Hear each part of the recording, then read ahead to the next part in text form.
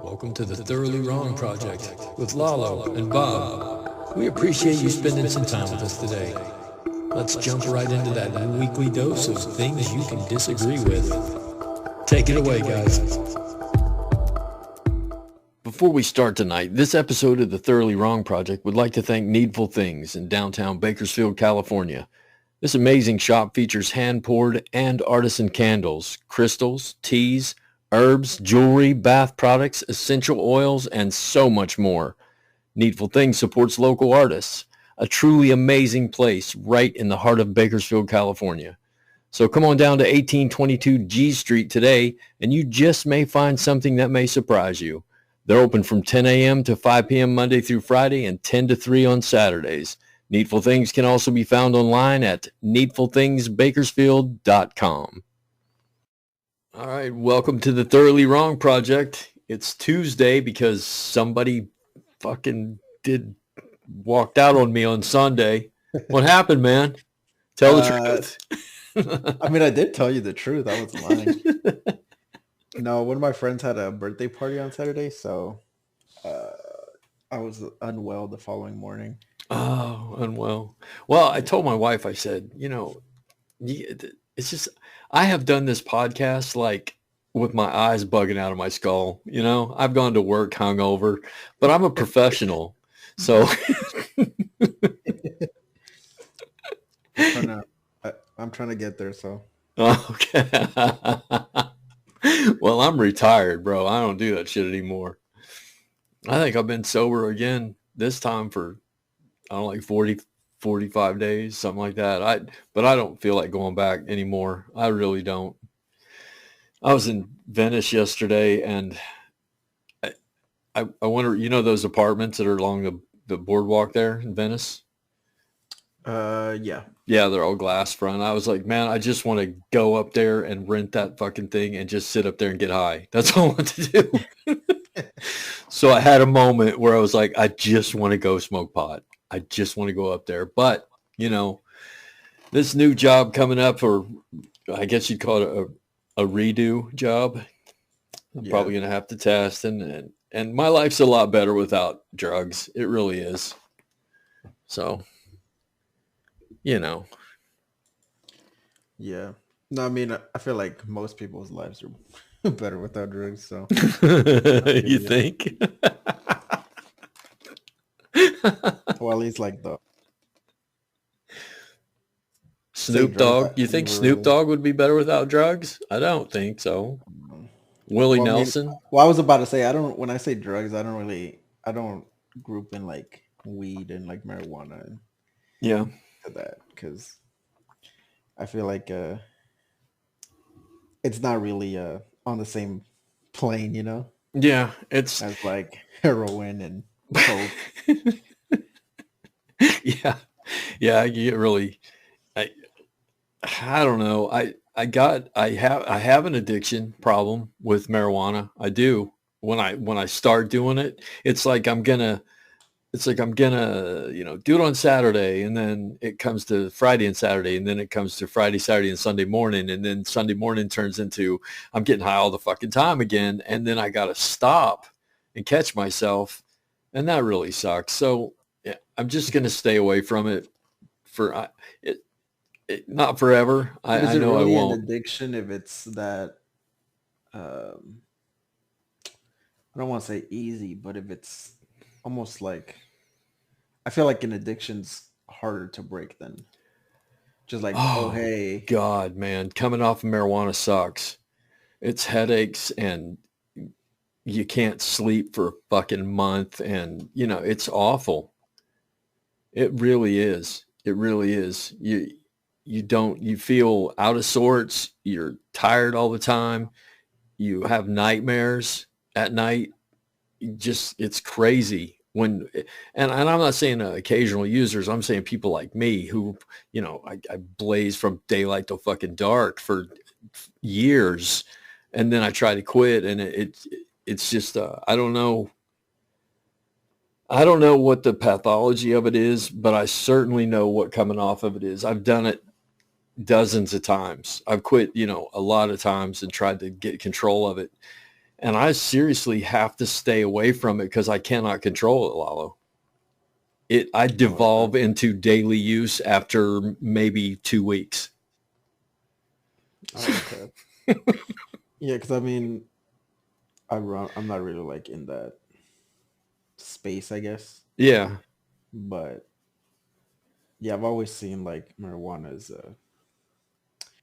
it's not like the Title One drug that like people in like the government makes it out to be. No, certainly not. I've never stolen a television to get it in an 8 bag or anything. I, you know, Yeah. and it's just, it robs you of your will to succeed, more or less. It just takes that away. Like if I'm off the drugs, if I stop smoking pot and I start playing guitar and I start writing more. I wrote some great poetry today. And I'm very creative and all this shit. And I know a lot of people say that when they smoke it, they're creative, but in my case, as soon as I start smoking it, it just becomes I just want to watch TV, you know, just want to get high and watch a movie. I don't create anything. I don't do anything. I put the guitar down, I'll pick it up every once in a while. But as far as far as marijuana being a creative outlet for me, no, it's not. And I don't know. I can't speak for other people. I can't speak for other people.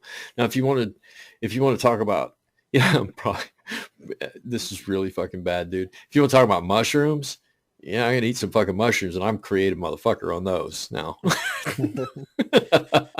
Yeah, well, I mean, I think a lot of those like they affect people very differently, you know.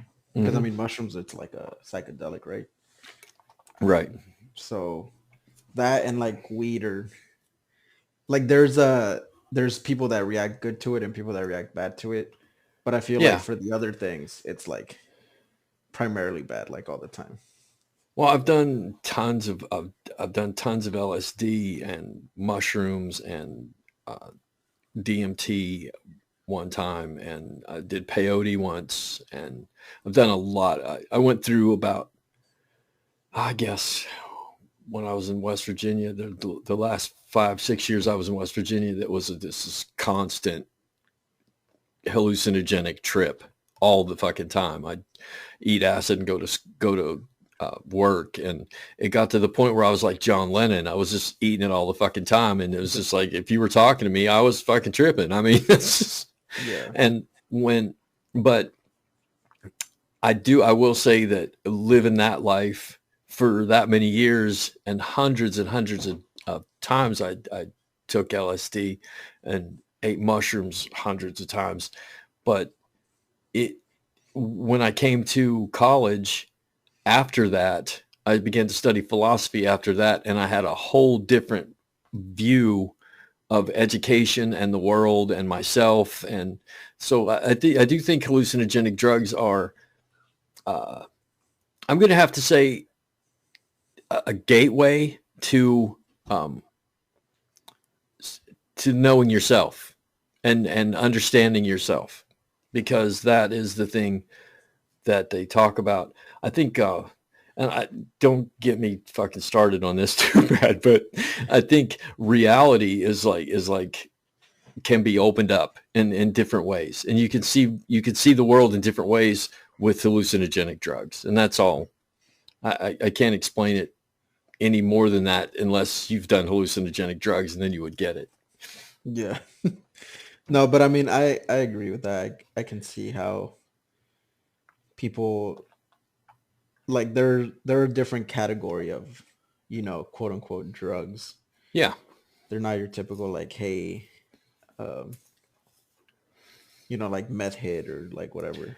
yeah, yeah. I hear a lot about meth. I've never done it. I never would do it. All the drugs that I ever did in my life, I did a lot of research on first.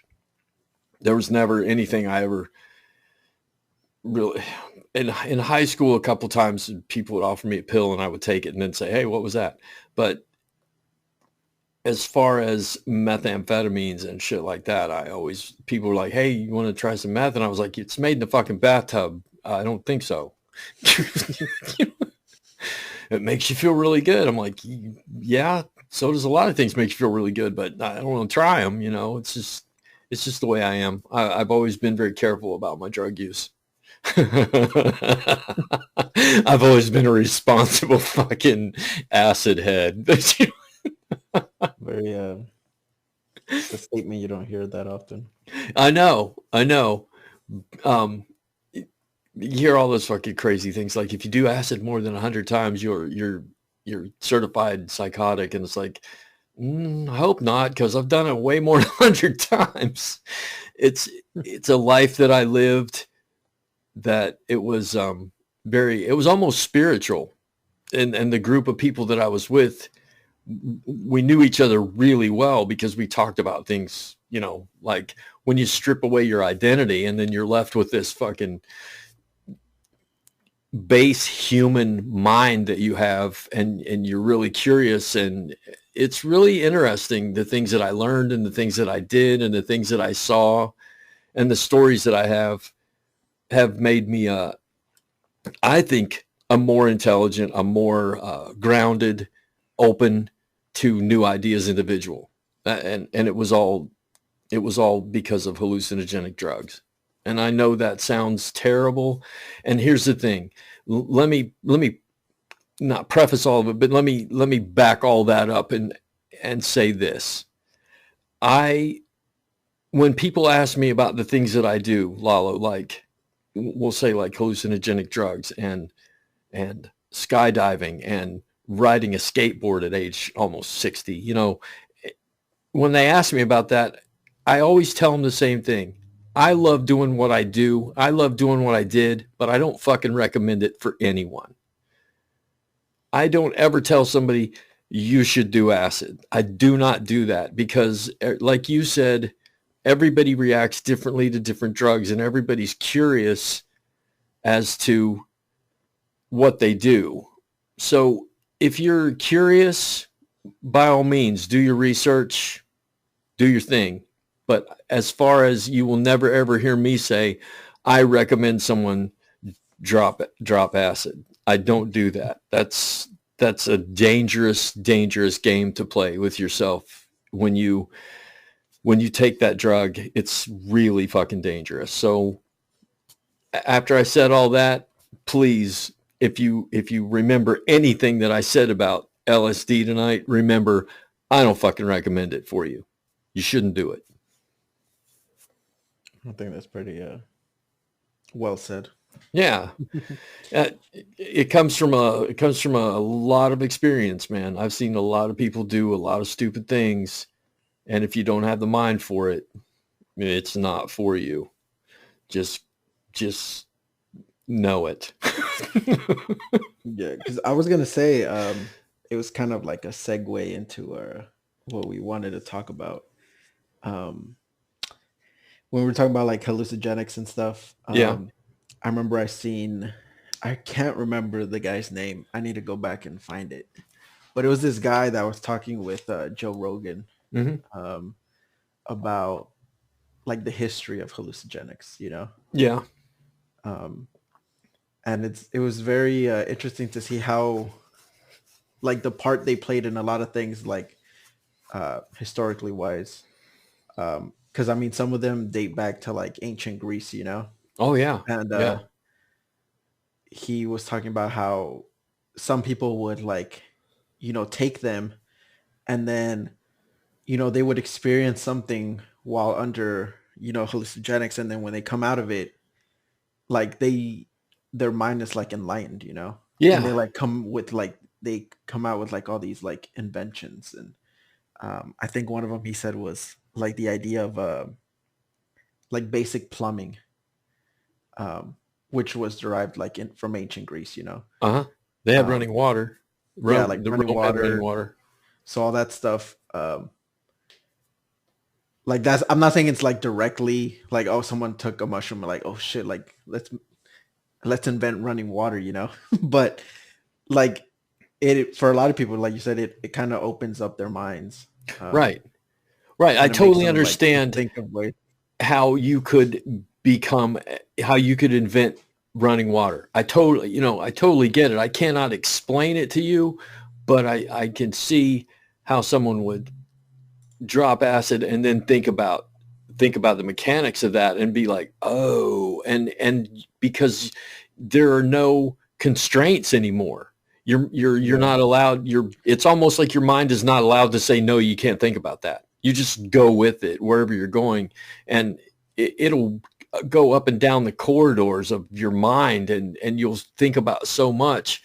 And like I said, when you come out of it, you do have a deeper sense of self, and because the funny thing is, when you take certain hallucinogenics, like if you take a lot of mushrooms or if you take acid, it removes that sense of self. So when you strip that away, then you begin to think about what you really are, or what I'm housed in this body, and this is my voice, and all these things become mechanical, and you begin to think about what is really actually happening. So for someone to say that they invented plumbing on LSD, oh, totally, totally.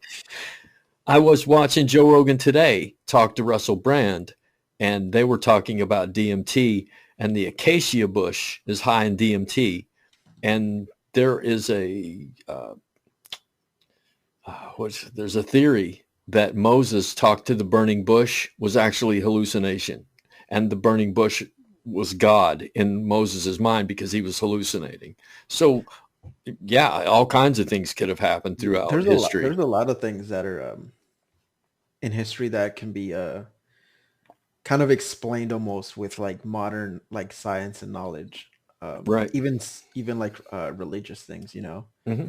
Um, I remember seeing how I think it's the Jewish faith. They don't eat pork Right. because it was like it's like written in their like book or whatever, you know. Yeah. Um, Leviticus, the book of yeah, laws. and a lot of people were theorizing that part of that reason was because a lot of people would eat pork back then and like get sick and die. And get sick and die from But trichinosis and all kinds of things. Yeah. right, and that's because they didn't know like the proper temperature to like cook pork at, you know. And they couldn't refrigerate it, obviously. Right. So it's like things like that, like, oh, it wasn't really, oh, like God's punishing us for eating pork. It's like we don't know how to cook, you know. It was And I'm sure some smart priest who was like, you know what? Every time we eat pork, we get sick. So write this down. yeah, so I feel like there's a lot of things like that in the past that are kind of can be explained that way, you know, or like rationalized that way. Because I mean, back then we knew like a fraction of what we know today. Sure. Um, it's funny how we've demonized the things that probably brought us more inventions and humanity and order into human life, and now today it's a Schedule One drug. Don't take it. Well, Yeah, maybe I if mean, we fucking dropped more acid and ate more mushrooms, we'd be a little calmer, you know? and I I mean, I take it back. Everybody do it. yeah, because I mean, there's and a lot of those like a lot of these like scenarios are very like contradictory. I've heard people talk because I think people on the right or like more like Republican leaders, you know, like elected officials, over time they're becoming more lenient on like weed, Yeah. but like very like carefully and very slowly, you know. Yeah. Um, Yeah. so there's people like I've heard Dan Crenshaw talk about like, oh, you know, I'm not. Their thing is always like, you know, it should be a state's right, you know. If your state allows it, good for you. If it doesn't, then you know, oh Right. well. Move. That's how that's kind of how that's like their cop out for like everything that sounds like everybody would agree with, but them agreeing with it would make them look bad. So that's like their cop out. They'll be like, well, you know, I think that should be a state right. Um, but he was talking about weed and how you know, legalizing it should be a state right, and you know, he sees there's like some benefits to using it like medicinally, you know, Right. and I think he was talking to Rogan too about it, and they were saying how it he would encourage more like research on it to find even further like benefits, or if there's any like long term effects using it like recreationally. But the thing is, you can't study a drug that's on the Title One list. It's Right. not open for research. Exactly. Exactly. So he would oppose removing it from the Title One list, but in the same breath advocates for more research to be done on it. So like Okay. that, those Yeah. things don't make sense together, you know? Yeah, but Lalo, they do, because for him to go, there needs to be more research. The left goes, you're exactly right, but I don't want to take it off Schedule One. And the right goes, that's because it's a Schedule One drug. So he appeases almost everyone depending on how the media spins the headline. So Yeah, I guess that's that's why he's a politician. exactly, that's why he's a politician. I was watching do you know Matt Tabby from No, Rolling Stone? Rolling Stone no. magazine. He's a writer for Rolling Stone. He's Matt, dude. Look him up. It's Tiabbi, and read some of the shit that he's doing. This guy is amazing because he's pointing out things now. I saw an article on him today that he was pointing out that when his father was a, a reporter, reporters were hard workers, and it wasn't paid well, and it was more of a calling like teaching. And now reporters are superstars, and they're the president's favorite and all this shit. So the media's really changed. And he talks about how everything is spun differently, and that's exactly what you were just talking about, of how politicians talk two different ways, and one media outlet will choose one thing to say, will choose one headline out of what he said, and the other media outlet will choose another thing out of he said, and there'll be two separate headlines spinning it for the same, the different groups of people. And that's fucked up, man. That's not the truth. That's not the truth. And he's saying you need to listen to Tucker Carlson. You need to read Rolling Stone magazine. You need to read the New York Times. You need to listen to Fox News, CNN, MSNBC. You need to read as much as you possibly can, because you're going to start to see that they're taking the same stories, spinning them different ways, and taking truths and twisting everything to divide people into two camps. And that's what's going on today. And this dude's a fucking genius. You should check him out. Yeah, and I mean part of the reason why they do it that way is because if they can divide people into, like you said, two different camps, they can convince one of them that they're fighting that good fight, um, to keep them in office. Yeah, yeah. It's a sad, sick world we live in nowadays, man.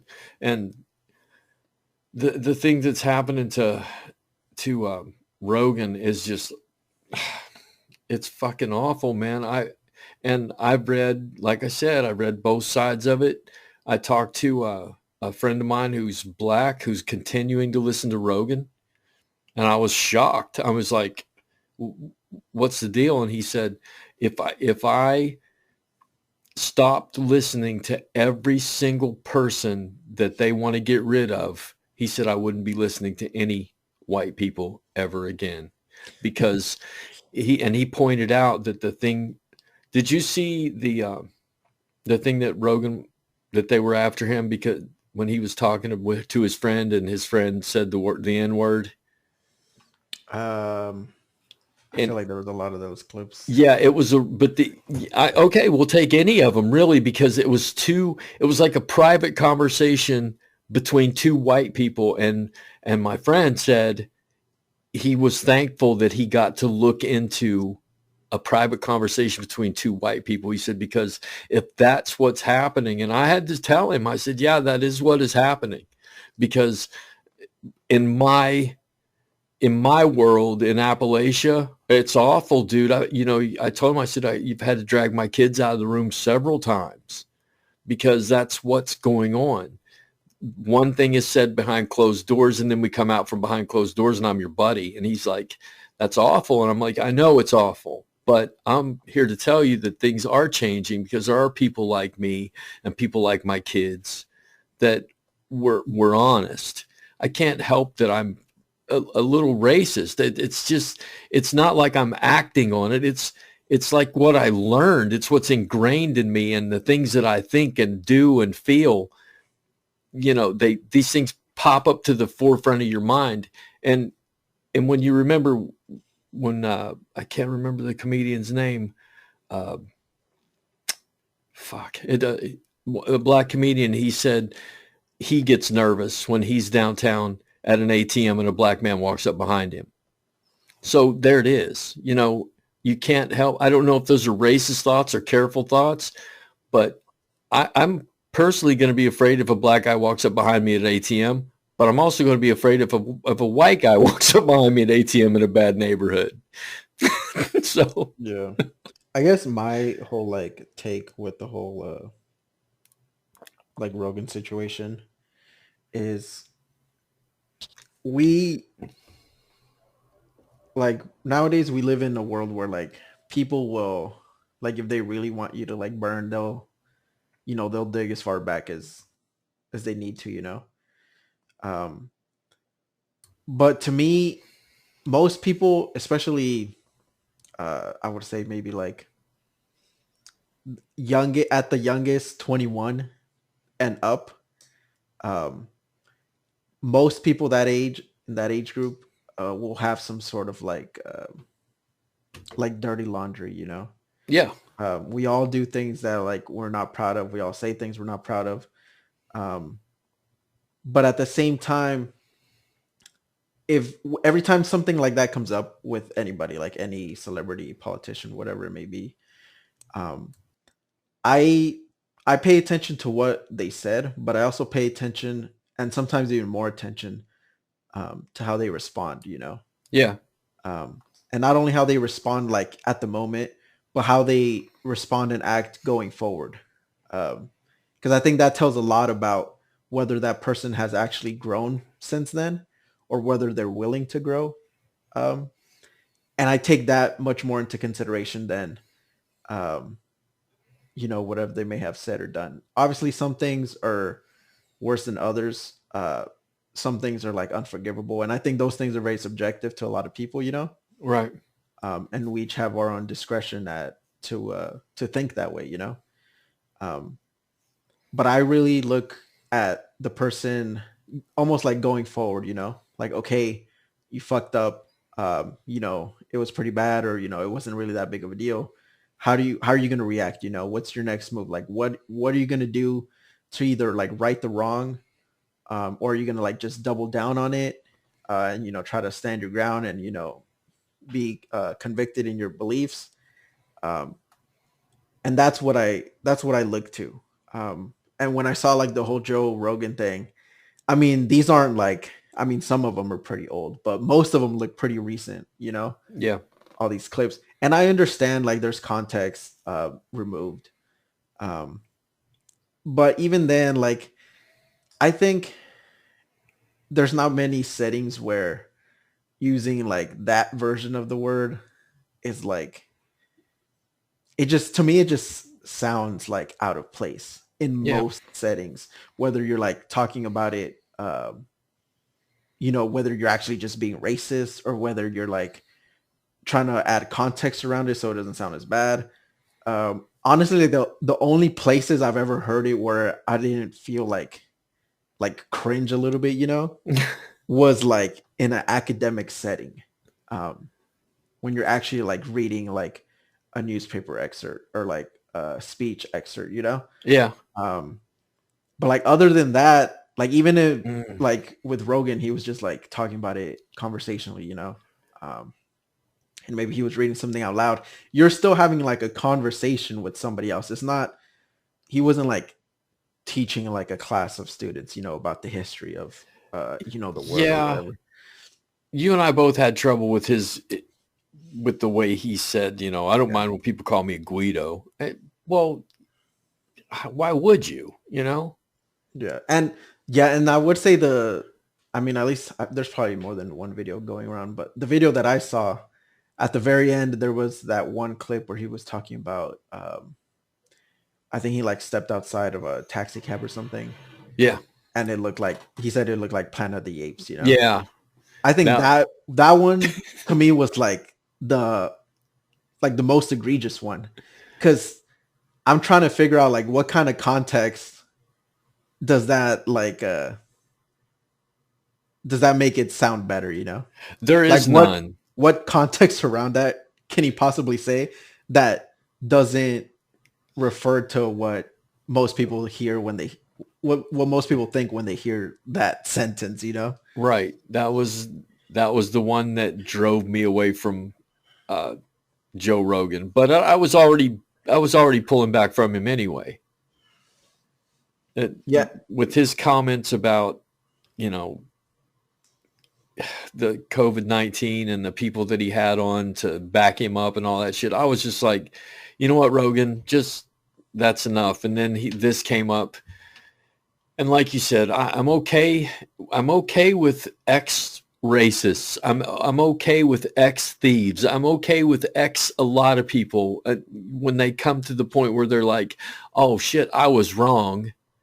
And now I'm not going to do that anymore. I'm not going to say that anymore. I'm going to apologize for what I did. I'm going to explain that I was wrong. And all those things are cool. But that one right there, when he stepped out of the cab and said it looked like he was in Planet of the Apes, I was like, all right, that's just being a motherfucker right there. And that's racist as hell. And you can't escape from that. You can't. Yeah. That's going beyond. Yeah, and I mean, I don't know if you saw like his like apology video or like response video. Yeah, I did. It was Um shot really from a bad angle. He has a big head. um and I mean, I listened to it, I watched it, and I mean, it's very typical when it comes to like apology videos. Yeah. I feel like once you see one of them, you kind of see most of them. Um, but he did mention, you know, he tried to give the whole you know, they were taken out of context, and those you know, excuses, if you want to call them, like I can sometimes okay, like I at least understand where you're coming from, you know. Yeah. But then he brought up that whole like Planet of the Apes clip, and he brought it up, but he didn't really like address it, you know? And I Yeah. think part of that was because there was no addressing it. Like there was nothing he could have said that would have like, oh, okay, I get what you were trying to say. That makes sense. Or "Oh, okay, it's not that bad now that you put it that way." Right. I don't think there was anything that he could have said that would have painted it in that light, you know? So to me, it was like not a half-ass apology, but it wasn't uh what I was looking for, you know? Yeah. So I'm really gonna look. I mean, he's getting a lot of heat from like a lot of places right now. It's like the uh like misinformation, COVID vaccine stuff, Yeah. and now like all these racist things. So he's under like a lot of pressure, not only him, but like Spotify in general. Yeah. Um, so I'm very interested to see how not only he responds, but like Spotify as a company responds. I heard the CEO was like doubling down on like we're not gonna silence him. And I know there's been more than a few of his past episodes that have been removed by Yeah. him himself. Like he requested them to be removed. I So think if about anybody, 70 of them. yeah, so if anybody ever sees like somebody complain like, "Oh, I did a podcast with Joe Rogan and like Spotify removed it," or like whatever removed it, like no, it was him. Like he himself requested those for whatever reason to be removed. You know. Um, I wonder if you do, if we're on like number 40, 41, 42 right now. I mean, you're what's it gonna. like when you got 1100? Do you still remember? You know what? We need to get rid of episode 675, bro. I don't No, know. but I mean, It's only been 40 episodes. I don't know what the fuck I said. I don't think I said anything inflammatory, too inflammatory. yeah, I mean, so I'm very curious because I think it's one of those things where it's like at a it's like at a pivotal point, Yeah. and it could go one way or the other right now. I've seen a lot of people. I'm very active on Twitter, as in I like read a lot of news and like follow quite a bit of people like on different sides of the spectrum. Yeah. Um, and you can see like it seems right now like everybody's mad at him. Like the left's mad at him because the COVID thing, and like they're saying he's racist, and then the right's mad at him because they think he's giving in by like apologizing and by removing Yeah. these videos. I saw that Uh, today. Trump is mad at him. so it's like you can't in these situations like he's not gonna please anybody. So it's gonna be interesting to see what he does, and which way he kind of wants. Because I mean, as far as I know, he's historically wise, he's been pretty like liberal. Yeah. Um, but as of late, he's kind of been painted as like this alt right type of dude, and I think most of that has to do with like the whole COVID situation. Yeah. The Um, ivermectin and yeah, which I think I will admit that I do think he is like misinformed, and his thing is he always talks about like, hey, I have these people on because I want to have different perspectives. But I always notice like very subtle things about like people and like human behavior and how they act. And like one thing I always notice with him is when he has like these controversial figures on, like Robert Malone, or he had this one other doctor that's very like anti-vaccine. Whenever he had them on, and he was like, he advertises like the podcast, mhm. and I would like see him. He would like post about it, like people reacting to it, and like, oh, like, hey, go watch this podcast. It's like great information. And he kept like he would post about it a lot. But then when he interviewed this one guy that kind of like took him to school on the vaccine side effects and like all these other things, that's very pro-vaccine. He had like one post like, hey, here's the new episode, by the way. And then like nothing else. So it's like those little things that Okay. kind of make me realize like there is some sort of bias there. And I mean, everybody has bias, but uh, I could tell, you could see like he was more like pushing these episodes for, I'm sure he has his own personal reasons. And then not so much this other episode that made the thing said in the anti-vax episodes look wrong. Because this is a hill that he's willing to like die on. That's like, hey, you don't need to take the vaccine, and most people will be fine, stuff like that. Yeah. I think he's very like hard set on those opinions. Um, so I mean, we'll see what happens going forward. Well, you said it's on Joe and the Sirius XM president or owner, but it's spreading out. I mean, Howard Stern's under the gun now. He's removing episodes, and Stern came out today and said, Joe just needs to say, I'm a fucking comedian. I'm not a doctor. That's, stop listening to me. But he has said those things, and he has talked about like, hey, don't take like political advice from me. He Right. has said those things, but at the same time, he's not just like some comedian, uh, saying like dumb shit trying to be funny. Right. Like he has like a very big like influence. People don't watch him and be like, hey, Joe Rogan's a comedian.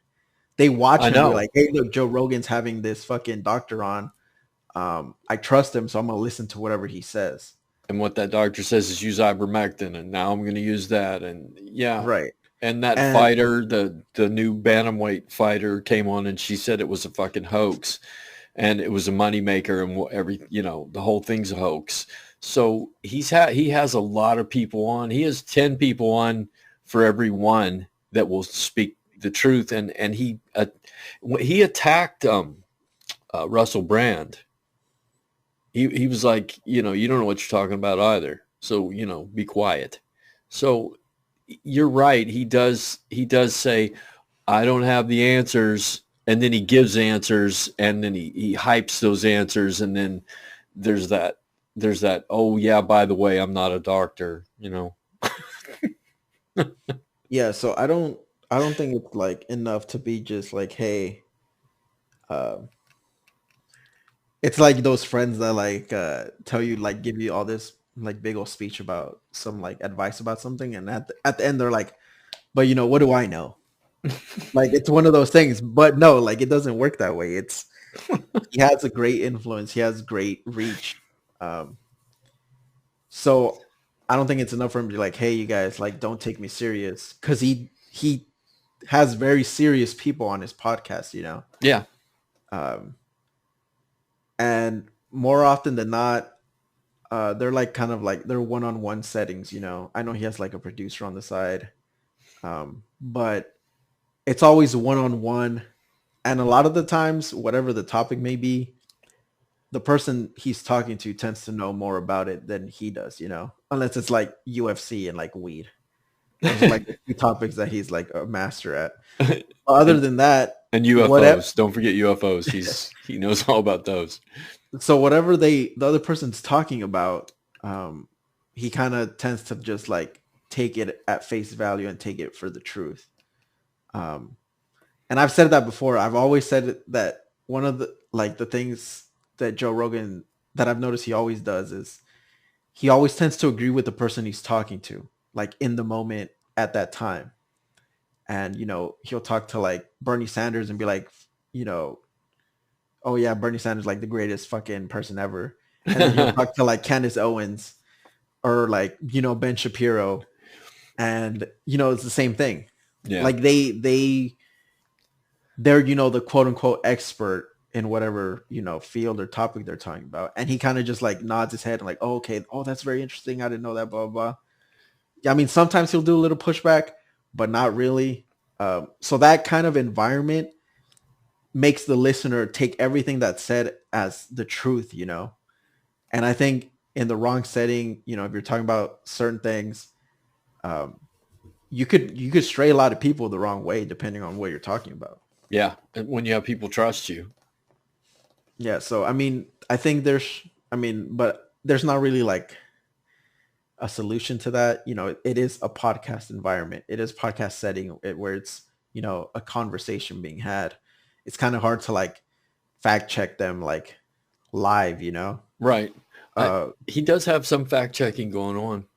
I've yeah, I've seen it listened. too, but it's not like, hold on, you just said this. Let's check it real quick. Right. Or like, oh, is that so? Can we look that up? Or, just things that are like that. Like I remember he was talking to this, I can't remember the doctor's name, something McCulloch or something like that. I think it was Robert McCulloch. He was a doctor, he's like super anti-vax. And he described the COVID vaccine as a medical experiment. And he kept saying, if I told you, hey, I have this new pill that treats diabetes, would you take it like to see if it works?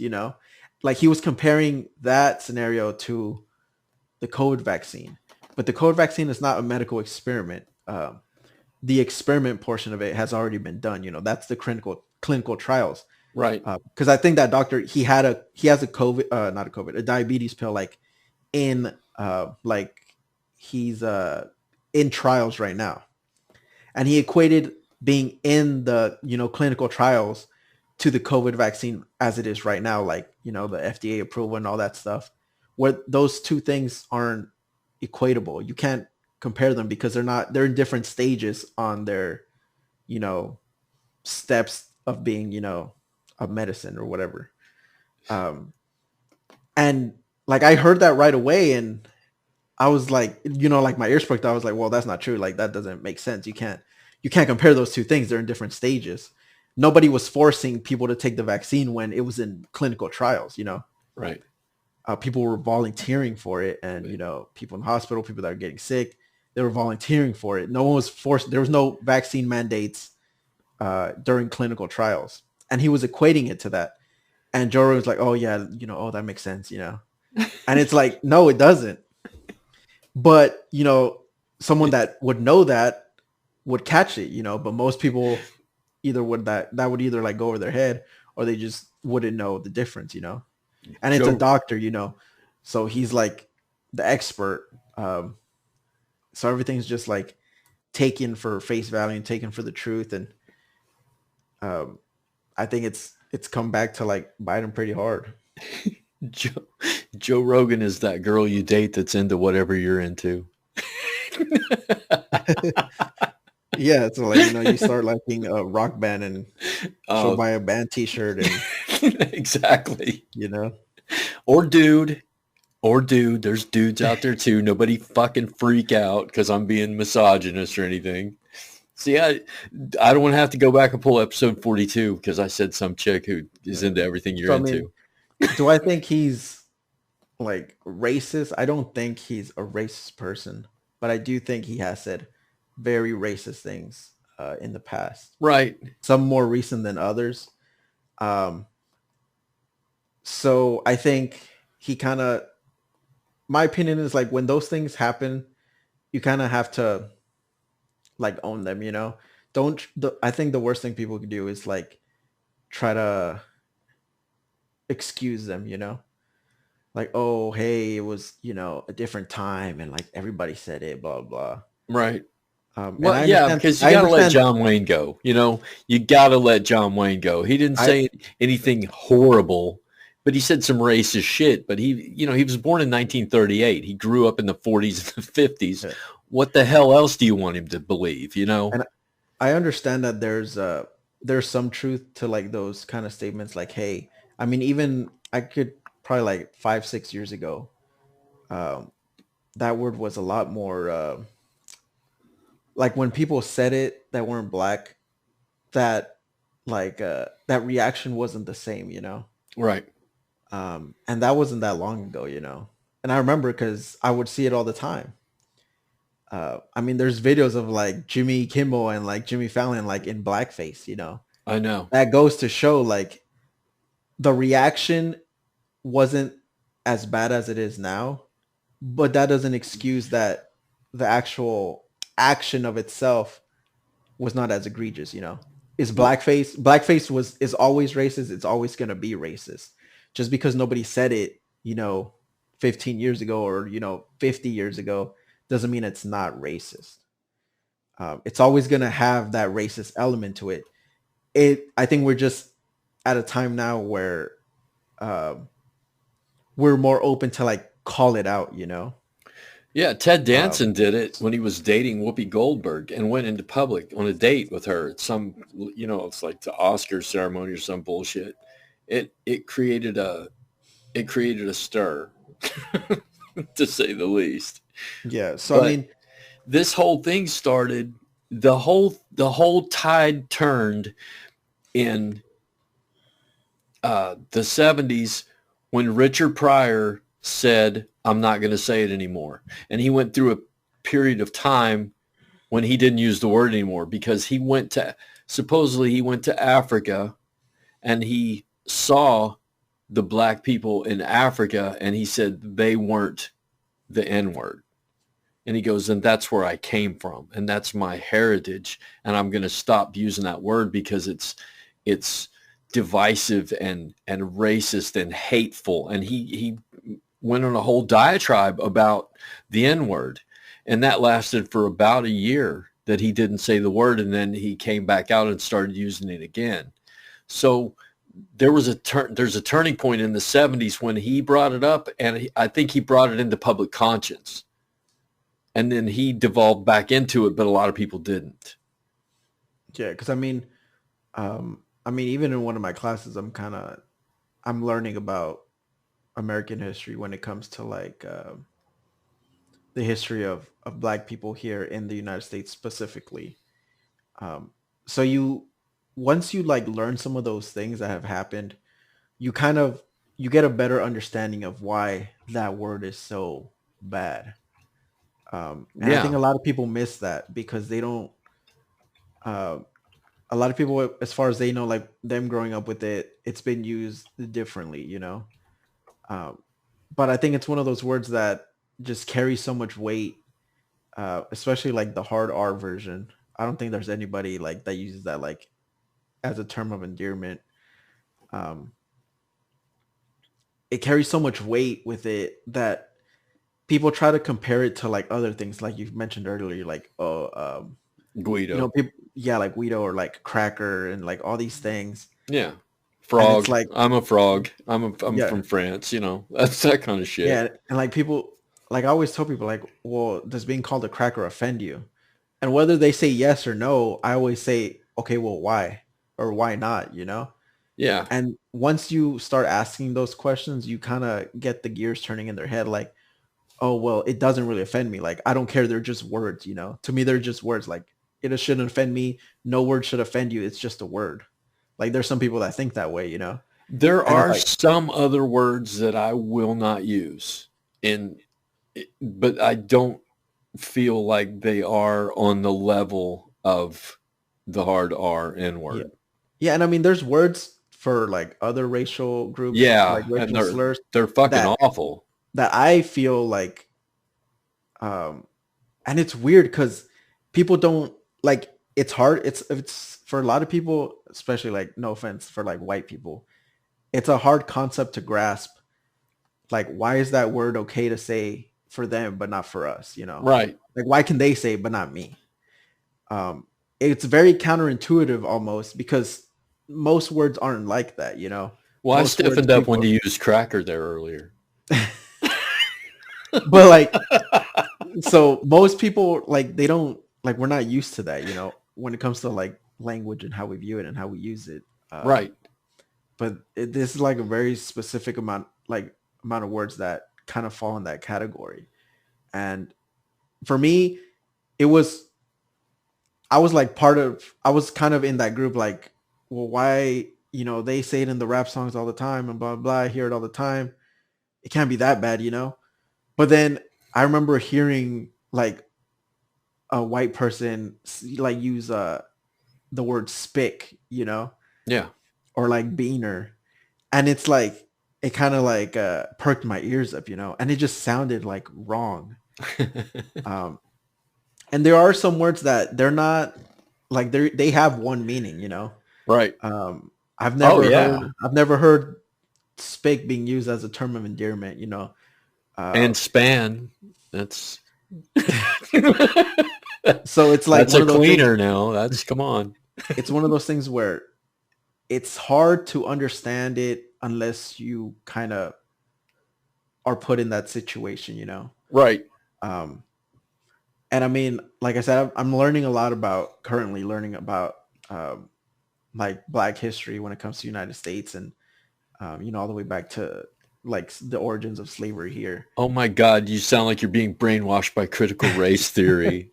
Not even it's like a philosophy class, It's but critical race theory, bro. there's something that I learned recently that really I didn't know, like I didn't think about it this way at least before, and it really stuck with me.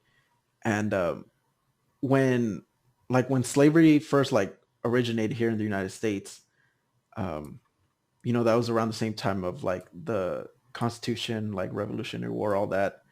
Right. And Thomas Jefferson, you know, he wrote that famous line like, what was it called? All men are created equal. All men shall be treated equal here in the United States, you know? Right. Um, but there's always like, it's almost like there was an asterisk on it, you know? Because that didn't include women at the time. That didn't include uh, like black people. One, because they were slaves. So how can all men be created equal, you know, under quote unquote God, but you own slaves? You know, he was a slave owner. Right. How can they be equal when you own another human being? No, they were And considered subhuman and not men. exactly. And that's one of the things I learned. And I mean, I kind of knew that before, but the way they put it is, you know, they didn't think black people as human. They saw them as less than human. And Hmm. because people always love to bring up, oh, you know, well, there were slaves in Africa too. Like they were selling them over there too. Right. And I think a very unique and very important difference between those two scenarios that people don't ever think about is there's a few different ways to enslave people, you know, or like not ways, but like reasons. Um, I think the most common one around the world is a group of people, a society, a population, whatever, has the power or gives themselves the power to enslave somebody else. Like, hey, in my tribe, there's 500 of us. There's 100 of you guys. You're gonna be our slaves now. We have that power. We outnumber you. You can't stop us. Right. And I think that was the most common way of slavery throughout the world. But the distinct difference between that and here in the United States is they weren't slaves because we had that power to make them slaves. We had slaves because we, like you said, we thought of them less than human. They were beneath us. So when you have a institution of slavery that was created via, hey, I have more power than you. If that institution of slavery disappears, more or less the people are more equal. Right. But when you have an institution of slavery because, hey, you're less than me, I don't think you're on my level of humanity. I don't think you're a human at all. I think, like you said, you're subhuman. You're less than human. If that institution of slavery disappears, that mentality remains. So, when Abraham Lincoln freed the slaves, that mentality of, hey, you're still less than human, you're just free now because this paper says you are. That mentality remains. And that mentality remained for a long time after Abraham Lincoln. It And remains to this day. right. And so that, like, it's like a deeper cut, to heal. Because it's not like, hey, we have the power to enslave you. Now we don't have that power. So we're kind of more on equal footing, It's, hey, we wanted to enslave you because we don't think you're equal to us. And okay, now we can't enslave you anymore because the law says we can't. But guess what? We still think you're not equal to us. And we're going to make every system in place possible, make you remember that by, Jim Crow, all these other things, like, even down to like, hey, you can't buy a house here. Hey, if you do buy a house here, the value is going to decrease by a lot. You can't eat here. You can't drink from the same water fountain. All these little things are just like, hey, this is to remind you that you're less than us. And that's a very deep cut to heal from. And it's something that, didn't go away with like a snap of the fingers in like 1964 with the Civil Rights Act. And I think a lot of people nowadays think that's the case. A lot of people say like, oh, well, we don't have slavery now. That was like hundreds of years ago. It doesn't matter now. We're on equal footing now, but it's not. But we're not. Right. We're not. If you have a 10-lap race and as soon as, the starting gun goes off, I break your leg and then I take off. And then by the time I'm coming around, I'm like, hey, we're on equal footing now. On this second lap, I didn't hit you. I didn't break your other leg. So you should be good. Let's do this. Right. And I think that's a concept that not a lot of people are able to grasp because, I mean, for a lot of people, especially younger people, it's kind of like all they know, since they were born, like there's been no slavery. To them, slavery, they think it's like hundreds of years ago, which I mean, technically it is hundreds of years ago, but in the grand scheme of things, it's fairly recent. The mentality's just a few decades ago, and we're just shedding it now, and it's slowly going away. I was talking to I went to that NFL thing yesterday, and I was talking to NFL players, and they were all three black men, and they were all three from the 90s, the 80s, and the 90s.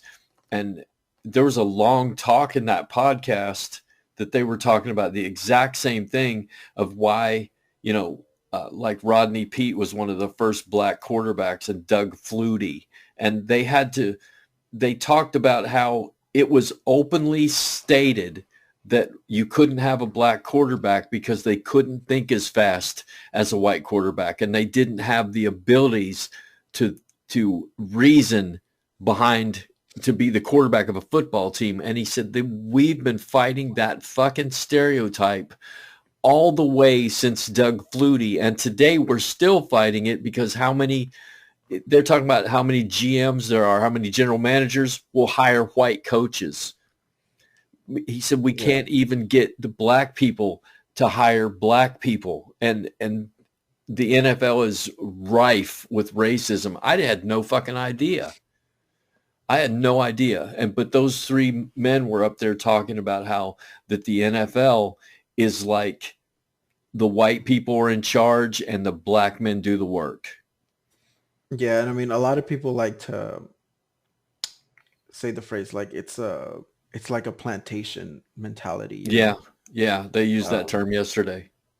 and every time a lot of people when they hear that they kind of like scoff at it because they're like you're comparing slaves to like millionaires, you know, or these people that get paid, you know, hundreds of thousands if not millions of dollars to play a game. But that's not the point that we're trying to make, you know.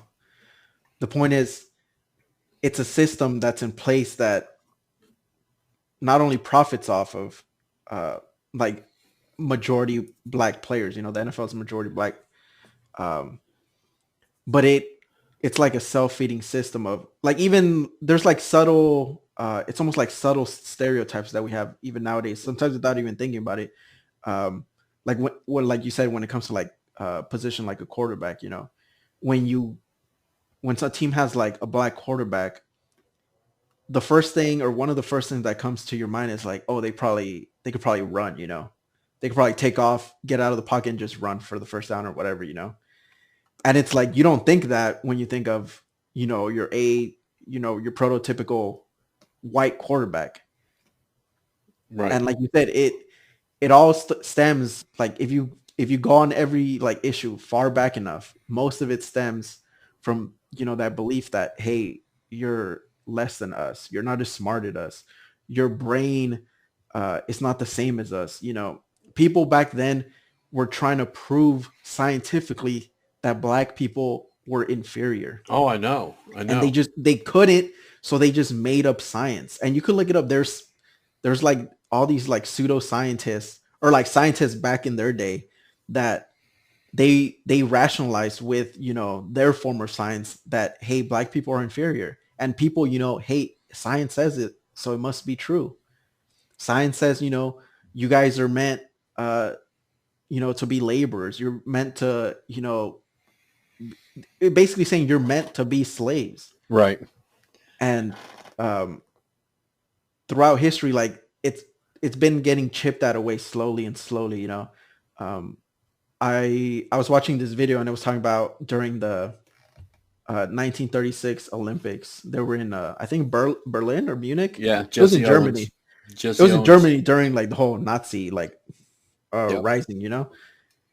And you know this whole idea of like hey, the Aryan race, like this is what your, you know, your perfect, you know, human looks like, your perfect like human specimen looks like. And then Jesse Owens comes in and like wipes the floor with them. Right. And like everybody was stunned, you know, like they couldn't believe like what the heck, like we're supposed to be, you know, the perfect Aryan race or whatever. Um, and then people saw that and they try to rationalize it as, oh well, black people are like they're descendants to, you know, like savages and wild animals are closer than white people. That's why they're able to be athletically superior. You know, that's why they could run faster like Jesse Owens because his ancestors are closer to, you know, monkeys or whatever than our ancestors. And it's like you're rationalizing giving like, hey, they're better than us, but they're better than us because at the end of the day, they're still worse than us. Does that make sense? Yeah, it does. Like you're faster than me because you're closer to a monkey than me. Yeah.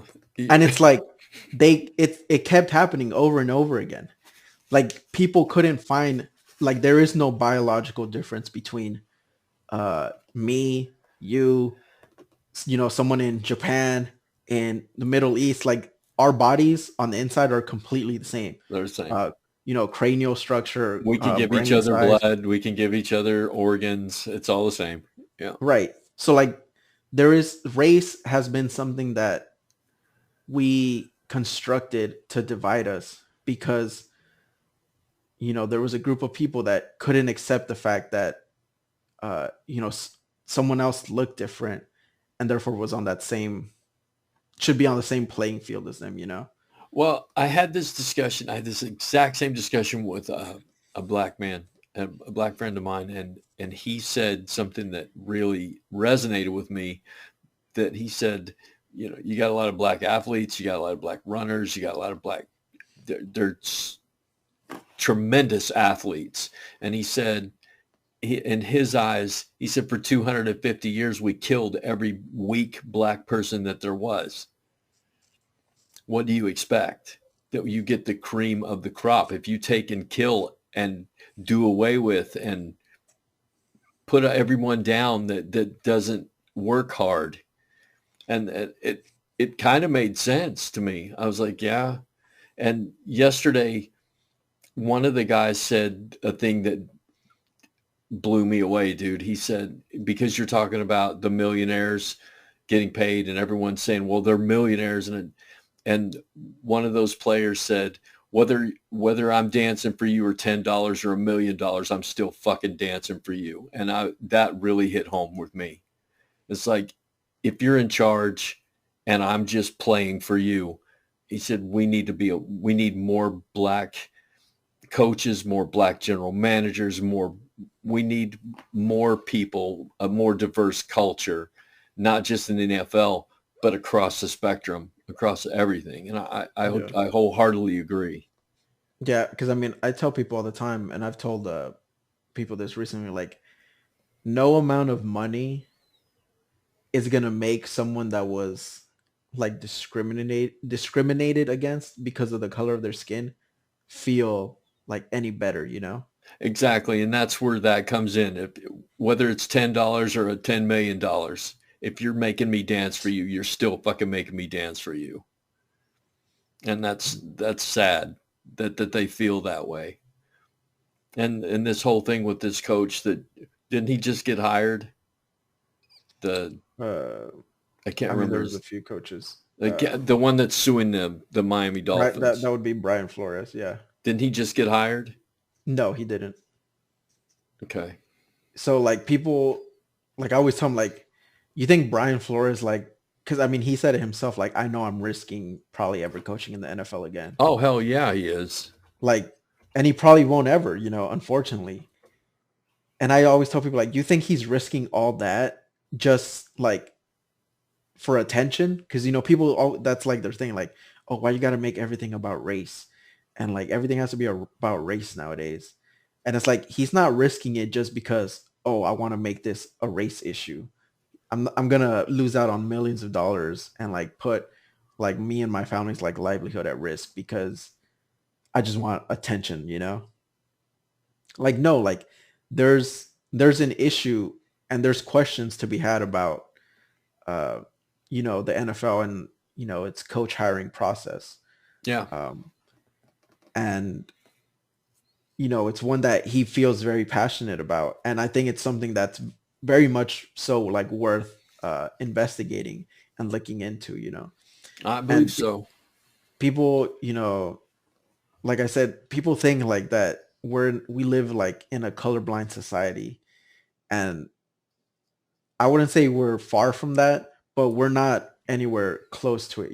Especially now, uh, when people say, "Oh, why you got to make everything about race?" Because a lot of things do have race in them, whether you like it or not, and whether the people behind, the people with the power make it obvious or not, race might influence their decisions, and that's something that we should look into. And if it's not, oh, like, great. But if it is, that's something we should work on getting rid of. And I don't see the harm in looking into these, multi-billion dollar like organizations, especially if somebody that's in them raises questions about possible discrimination. They're in the system. If anybody's gonna feel some type of way about it and suspect it to be uh, discrimination, I'm gonna side with the person that's already in the system. Yeah. And I'm gonna say, okay, like, let's look into it. If it is, then let's try to get rid of that. If it's not, then okay, great. At least we know now. It's like these people that are fucking pushing back against Biden for the black woman on the on the court. You know, it's like we should hire the most. You know, like we should hire the not because of she's black, but because she's qualified. Like Biden's going to go out and find you know some woman. Hey, you're black. Come here. You know, that's not what's going to happen. But we need a voice of a black woman on the Supreme Court because they're part of our culture, and that court should reflect our culture. Yeah, and I mean, you pretty much said it right there. Like when people say that, like, oh no, we shouldn't hire. He shouldn't pick someone based on race. He should pick someone that's the most qualified for the job. That almost implies like Exactly. that almost implies saying like, well, a black woman wouldn't be qualified for the job, you know? Right. And it's like you said, he's not gonna pick like some random ass person just because they're black. Like whoever he picks is gonna be probably more than qualified. But like you said, there is value in diversity, Yeah. especially when it's able to reflect the society that. I mean, the Supreme Court is like the law of the land, you know. Yeah. Um, Unfortunately, right now, yes, it is. so when you have an entity that kind of rules over a society It should that's reflect that society. one of the most diverse like countries in the world, I think the Supreme Court should reflect that as well, because people, I mean, all nine of them uh, will interpret the Constitution differently, based on their uh, like learning of the Constitution and just based on their like life experience and how things should be run. They will interpret it differently, and there is great value in diversity. Yeah. And when they sit down to argue a case, the voice of the black woman should be heard. That's the way I feel about it. And the voice of the Hispanic man and the white woman and the Asian, all those voices should be heard in this because we're all here, man. You know, it's, I'm just, the Supreme Court really pisses me off right now. We'll do something about that later. Yeah. And I mean, the Supreme Court is it hasn't always been. I mean, even to this day, I wouldn't say it's like the be all end all, Right. But because there's it been is. That's the yeah, problem. because I mean, there's been times in the past where it's been like completely wrong, Well, you mean like Um, today for Alabama? I didn't see They I think I saw like a headline, but I didn't the like read too much of redistricting it. of Alabama that Oh yeah, yeah, they said that's good. That's fine. So Alabama is going to turn, Republican, but it doesn't, that's not the thing that I'm worried about. I'm not worried about it's going to turn Republican or Democrat. I'm worried that the voice of the 40% of the fucking people that live there won't have a say anymore because of the redistricting and the laws that are coming down with the voting rights being just doors shut everywhere. It's just a fucking mess. yeah, and I mean it's one of those things. If the Supreme Court was actually, if it was truly neutral, you wouldn't hear things like uh conservative leaning judge or like Exactly. liberal leaning judge, Right. So there is bias even in the Supreme Court, um, which is another reason why it should be as diverse as possible, Yeah. to kind of neutralize that bias. We should talk about But that later. I do have something. I do have something good. We have. I'm supposed to do a commercial break. I'm going to put it in somewhere here. Uh, but there's a business downtown that she's not paying me. I'm not asking for payment because I was gonna say, where's my cut? she's a small business and here in Bakersfield, and I thought I'd go ahead and do it. No, that's cool. Yeah. So It's I'll, always I'll, I'll pro insert small it. business. I'll insert it right now. No, I think it should be somewhere like towards either like at the very beginning, like, hey, this episode is brought to you by, or Okay. Okay. that way it's, because I mean, when it comes to like people's like attention spans, yeah, that's true. the likelihood of them hearing it is better at the very beginning, or near the beginning. All right. I'll take your advice, and that's what I'll do. When I edit this, I'll put it in the beginning. Well, dude, this has been a good one. Again, I wish we had more listeners, but listeners come with trust, because people are starting to listen, and we're getting to growth on the other platforms. The YouTube thing, I don't even really worry about anymore, but we're getting growth on Pandora and Spotify. Fuck. We'll see about that. Okay. If we, if we got listeners, we don't support racism. Yeah. Neil Young, nobody listens to Neil Young. Shut the fuck up. Neil Young wouldn't, I don't think like pulling from Spotify is going to affect him all that much. Like, no. He'll still be like Neil Young and still be fine. Yeah, he'll still be Neil Young. Yeah, well, everybody knows Rockin' in the Free World, and no one listens to it. So there you go. We'll listen to it when it's on an F-250 commercial. So there you go, dude. Right on. All right, man. You gonna go Sunday? Yeah. Yeah, don't get drunk. Or if you do, just show up hungover. It doesn't matter. It'll be a good episode. Well, the thing wasn't showing up hungover. It was the actual act of like getting up and walking over to my computer. It was more difficult than anything else. I could have this whole like episode. I could 100% say it hungover, but yeah, it was actually getting out of bed and it was getting to the place to talk. Yeah, that was the hard part. All right. Well, as always, you know what? I'm not a doctor. I don't know anything about COVID. I'm not a judge. I don't know anything about fucking law. I'm not an expert on racism or anything. I'm just this guy. Like, just want to get to the truth.